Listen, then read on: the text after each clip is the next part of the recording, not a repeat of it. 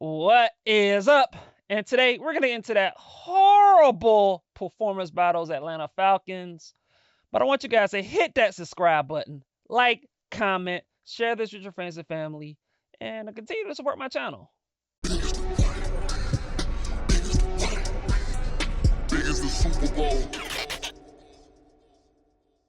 We are going to get into that horrible, pathetic, lifeless performance by the Atlanta Falcons against the Denver Broncos. It was awful.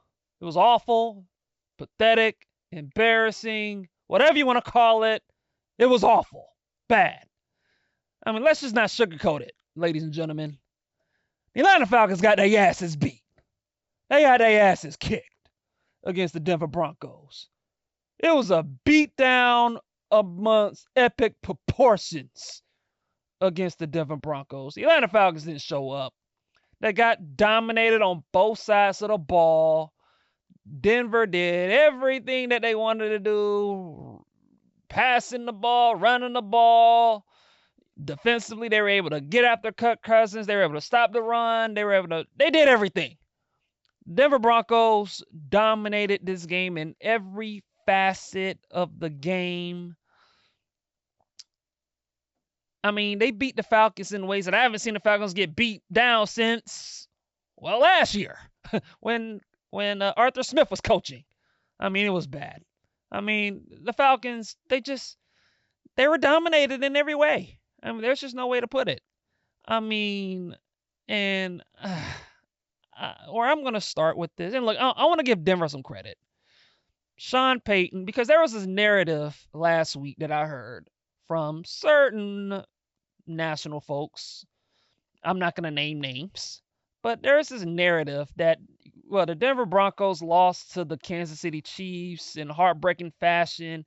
The field goal got blocked, and that Denver was going to have a letdown, right? That they were going to be in their feelings, and that they weren't going to be ready to play, and they were going to kind of, mourn over the game that they should have won against Kansas City, and that they were going to fall apart. Like, that was a narrative. Well, guess what? The opposite happened.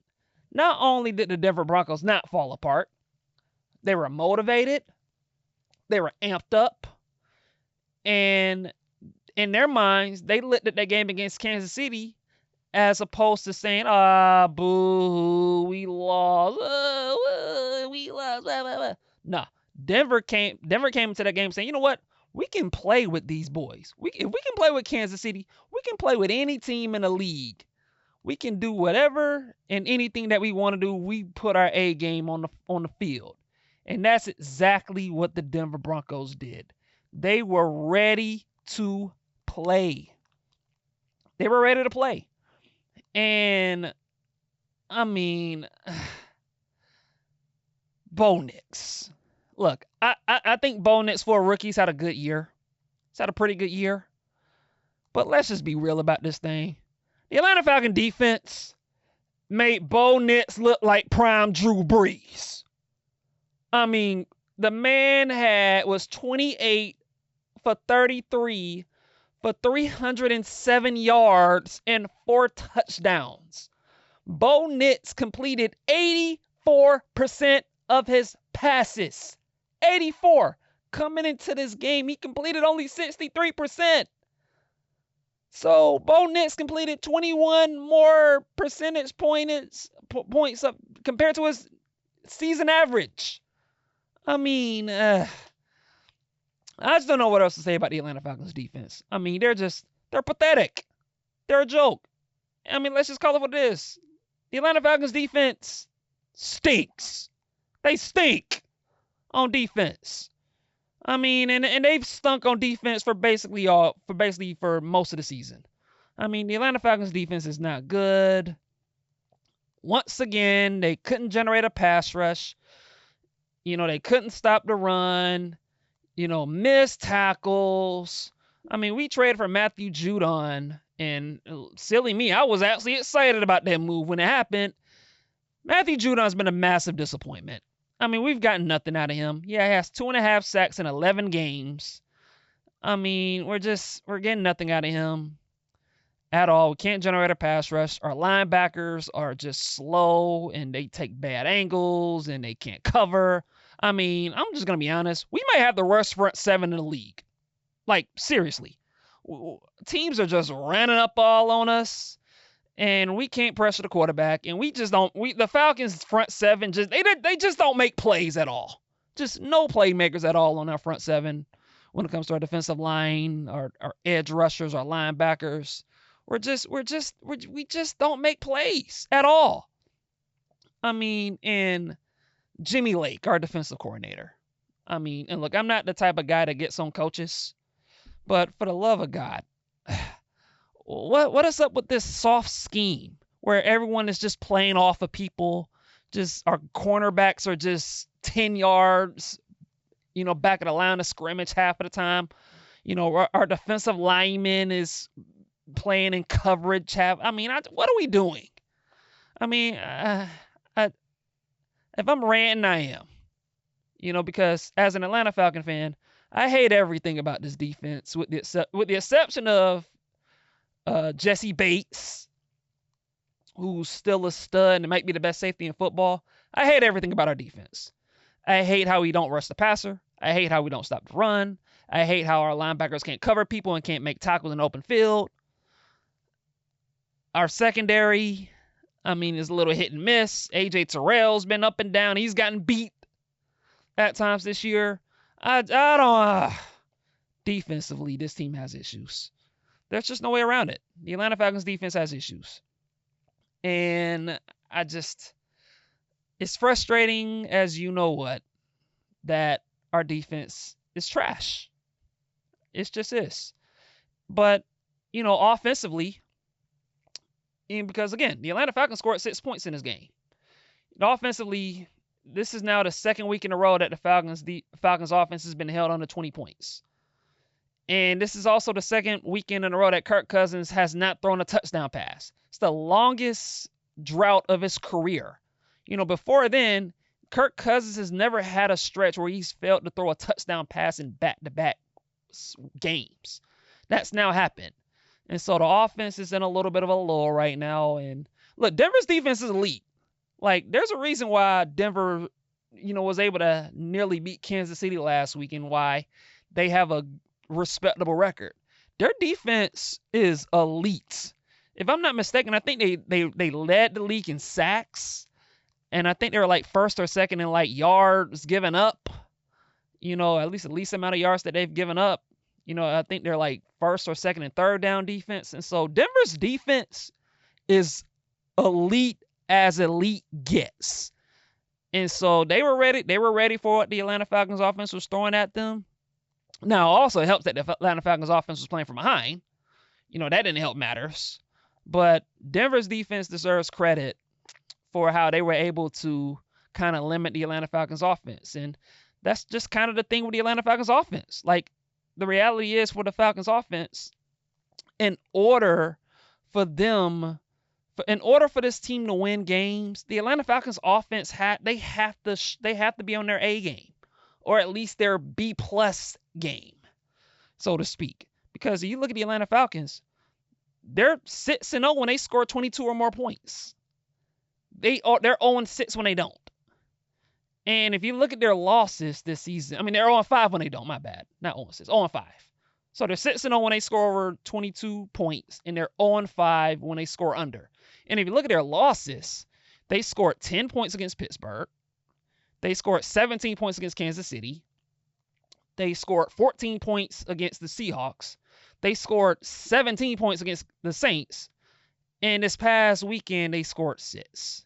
And so you can see a common denominator. Like, when the Falcons offense is off, the whole team is off, because the defense can't pick it. They can't win a game when the defense can't pick up the offense. The Falcons aren't going to win games because the defense plays good. Because you look at the defense, like I've said, they're not good. They're not very talented. Like it's just kind of where it is right now. And so the Atlanta Falcons offense, they're going to have to pick up their end of the bargain. And they just, like I said, this bye probably could not have come at a perfect time for the Falcons because they need it. They need it badly.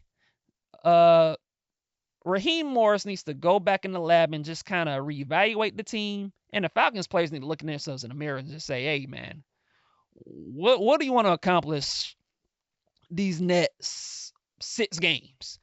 Because if you look at the Atlanta Falcons schedule, and I want you guys to compare the Atlanta Falcons schedule to the schedule that Tampa Bay has. And I'm here to tell you guys, it is not a guarantee at all that the Atlanta Falcons win this division and make the playoffs. And I know that fact that the Atlanta Falcons have a 2-game lead over Tampa. I'm aware of it. I'm aware. I am. But look at Tampa Bay's schedule. I want you guys to look at Tampa Bay's schedule that they have. They have Carolina twice. They have the Saints. They have the Cowboys. They have the Giants. And they have the LA Chargers. The Chargers might be the hardest game that they have on their schedule. The rest of the games that they have, and I'm talking about Carolina twice, you got New Orleans, you got the Giants, and you have the Cowboys. And you have the Raiders, because I think Tampa has the Raiders as well. Tampa Bay could win what, 6 out of 7? And that'll get them 10 wins. Like Tampa can easily win 10 games. And if I'm not mistaken, I think they're going to get Mike Evans back at some point. And even without Mike Evans, like they've been in these games against San Francisco and Kansas City. And so, like, and those are like good teams. And so you look at Tampa Bay's schedule, it's easy. They got a cupcake schedule coming up. And you compare it to what the Falcons have. The Falcons, and yes, they do. You look at the Falcons, like they do have, the Raiders, and they have the Giants, and they do have Carolina. But the Falcons play Minnesota, Washington, and the Chargers. You don't think the Falcons could lose to the Minnesota Vikings? I do. With Minnesota, and they have Sam Darnold, and he's been playing good, and they have Justin Jefferson, and they have that defense, and they have Addison. You don't think the Falcons could lose to Minnesota? They absolutely could lose to Minnesota. They got the Washington Commanders. You don't think the Atlanta Falcons could lose to the Washington Commanders with Jaden Daniels and that offense? Absolutely. With the way that this defense is playing, absolutely the Atlanta Falcons could lose to the Commanders. And they have the Chargers. I saw the Chargers last night against the Cincinnati Bengals. That's a good football team. That is a good football team. Jim Harbaugh is doing work with that football team. And Justin Herbert is playing at a high level as a quarterback. He's showing himself to be a top 7 or 8 QB in this league. And that defense is much improved as well in with the Chargers. And so the Atlanta Falcons could easily lose to the Vikings, Commanders, and Chargers. And so the Atlanta Falcons, like I've said, it's not a guarantee at all that the Falcons win this division and make the playoffs. It is not a guarantee at all. And so this Falcon team has to get themselves together. They got to use this bye week to reevaluate themselves, make some adjustments. Jimmy Lake, I mean, can you do something? Make some adjustments to get this defense playing even semi-competently? Please, pretty please. Because, I mean, the defense is looking trash. And offensively, they got to pick it up. We got to pick it up. The Falcons offense, Zach Robinson, and I think he's done a good job. But offensively, with these weapons, with Bijan Robinson and Tyler Algier in the running game, and you got Drake London and Darnell Mooney and Ray McLeod and even Kyle Pitts, offensively, this team should be scoring 25 plus a game with this offense. And so offensively, they're going to have to pick it up. And they're going to have to lead the way. Because this Falcon team goes as this offense goes. And as this offense is going to carry them. Because they got to lead the way. They have to lead the way. considering the flaws that exist on the defensive side of the ball. This Falcon offense is going to have to pick it up. They're going to have to pick it up, man. They're just going to have to. And so, like I said, this division, this NFC South race between the Falcons and Tampa, it's not over by a long shot. Tampa Bay, they have a chance in this division. They have a chance. And the Atlanta Falcons, like I've said, that schedule ain't super easy. Ain't too easy considering who they have coming up with, particularly with the Chargers, especially the Chargers, because you have them coming out after this bye week. So you got to play them, and then you have the Vikings, and you have the Commanders. And so Falcons have to get themselves together, because I'm here to tell you guys, if the Falcons end up missing the playoffs, considering what they've been through this season and the lead they've had in this division, they somehow miss the playoffs and lose this division, it would be an epic failure. Make no mistake about it. It would be an epic failure if the Atlanta Falcons miss the playoffs. And so, like I've said, the Atlanta Falcons are going to have to use this bye week, because thank God it's come at the perfect time. They got to use this bye week to evaluate themselves and get themselves together. Now, I will say this. If there's one thing the Atlanta Falcons actually did well in this game against Denver, is Younghoe Koo made 2 field goals. And so thank goodness for that, because it seems like he's finally out of this little lull that he's been in for the past few weeks. And, hopefully that will help with his confidence and he can get back on track and be consistent with making field goals, because we need Younghoe Koo as well. And so, but this weekend for the Atlanta Falcons was horrible. There's just no way to slice it.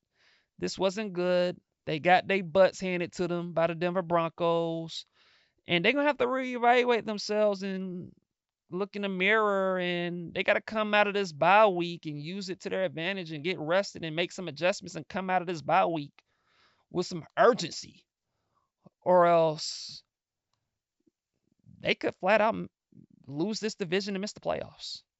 There's just no way around it. They gotta get themselves together. But that's all I got for today, and I'll see you guys in the next episode.